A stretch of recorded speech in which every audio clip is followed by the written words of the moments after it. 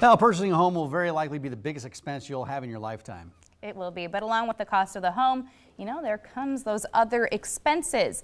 So which ones can you expect to incur? I'll tell you what, we're finding out from Troy Trumm, Realtor with Keller Williams Realty. Good to see you, Troy. Glad to be here. Thanks for stopping in. When I think about, you know, I've owned 2 houses in my lifetime, and the second one was an upgrade from my first one. But, and of course we spent more and it was a bigger house, and I guess I didn't realize all the other things that come with buying a bigger house and all the expenses. So what are all the expenses that come in with purchasing a newer home? I'd say first is insurance. You know, general rule of thumb for insurance is about $800 per $100,000 worth of home value. Gotcha. So coverage on a $300,000 home would be about $2,400 a year. And of course that can vary depending on the insurance company and the type of coverage.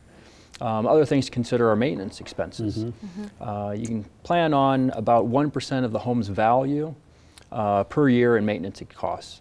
1%, okay, yeah, I'm thinking about that, so yeah, okay. And that can, of course, vary. It's not going to be evenly spread out throughout the years of ownership. Right. Some years are going to be lower, and some years, like when a furnace, air conditioner, roof need to be replaced, are going to be much higher. Best thing to do is budget ahead of time, save that 1% a year and earmark it for home maintenance.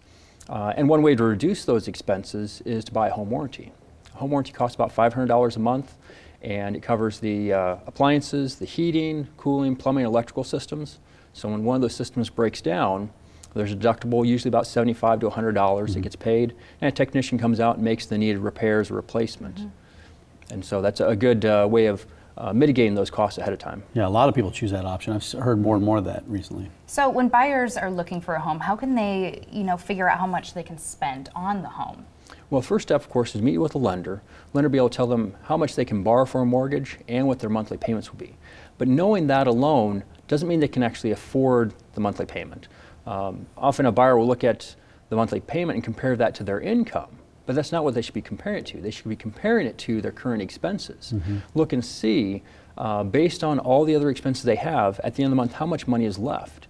If buying a home means an additional $1,500 a month expense, they should check their past spending history and see, do they consistently have $1,500 left at the end of each month? If they don't, then they need to look at where they're spending their money at and see what they can reduce. Yeah, sometimes people just don't factor in the property taxes when it comes to their mortgage, because you pay those, most people pay those monthly, built in with their mortgage, as they would some of those other expenses.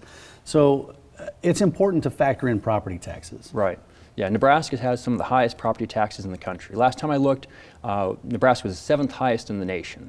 And the property taxes are affected by the county the home's in and the school district. And biggest factor, of course, is how much the home is worth.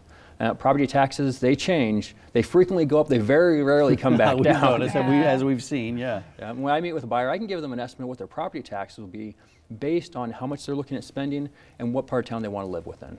Now, is there any getting out of those? I mean, you have to pay them, right? Well, unless you want the county to take your house away, yes. The only way of getting out of paying property taxes is to get a homestead exemption. Okay. Now, homestead exemption will eliminate all or part of an owner's property tax bill. People who are 65 or older or who have a disability may qualify for a homestead exemption based on their income and property value. And veterans with 100% service-related disabilities and their widows qualify regardless of income and property value. Gotcha. Okay, so there are a couple exemptions there.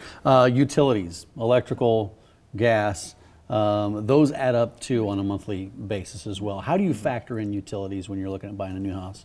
Well, the Department of Energy says the average family spends $2,200 a month on, or pardon me, $2,200 a year on utilities. And the best way to plan ahead of time, if you want to know the utilities on a specific home, is call the utility companies and get the average for the last year. Now, of course, that property has been vacant for a couple months. That number will be artificially low. Sure. And those utilities that a family pays will depend on 2 things. One is the home itself, the quality of the construction, how much insulation it has, the quality of windows. The second is their usage of the home. What do they set the thermostat to? How often do they leave the TV on when nobody's watching it, which is a problem at my house. Well, that happens, yeah, especially if you have young kids. TrummTeam.com, that's a website you can go to for all things real estate. The market is still a seller's market out there, isn't it, Troy? In most price ranges, it is. TrummTeam.com, that's the website, or call 884-4848. Troy, thanks for your time Thanks, this morning. Troy. Glad to be here. Yeah, it's good to see you.